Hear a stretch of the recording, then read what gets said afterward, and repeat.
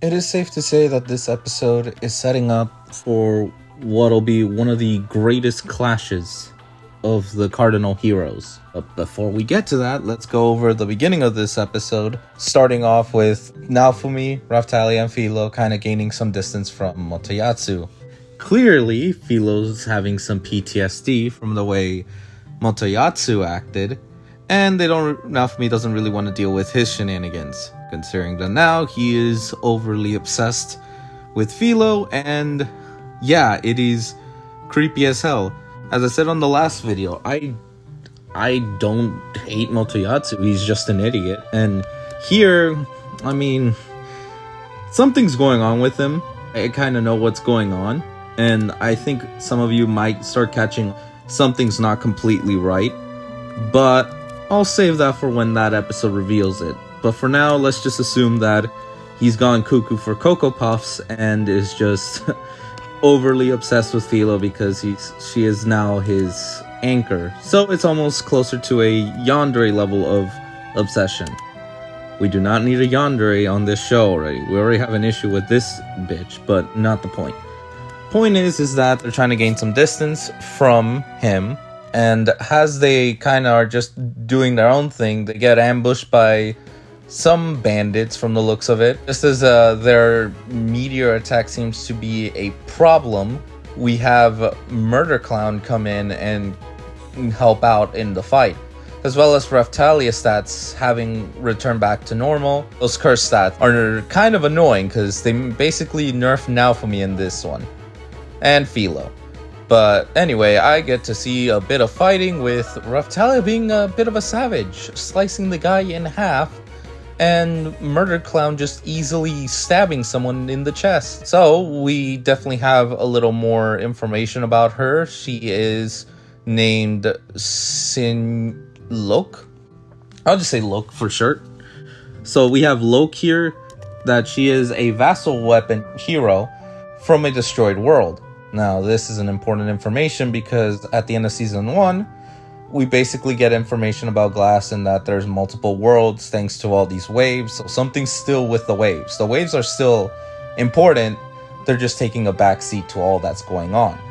And I did like that she looked like she was going to go and kiss Naofumi, and I just like Raphtalia's complete reaction, only to show that she put some kind of pin during their fight in the beginning of the season. And that's how she's able to keep up with them and find them. She's not trusted. Naofumi doesn't trust her, but he's willing to at least have her in the village.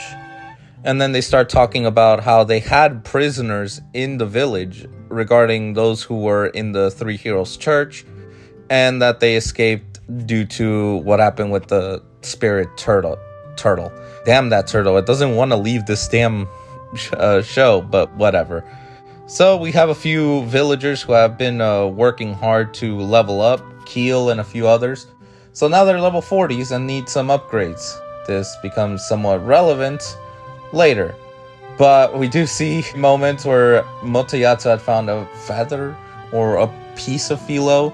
And yeah, that causes her to just start shaking. So it's almost like she somehow knows that Motoyatsu has something of her and is creeped out, which I don't blame her.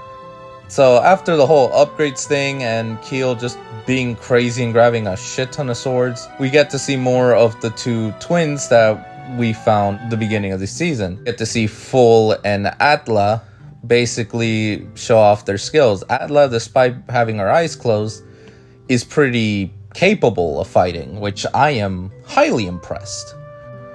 And yeah, they all go along with Raf-chan, which this little creature has not been used at all. I'm a little surprised by that.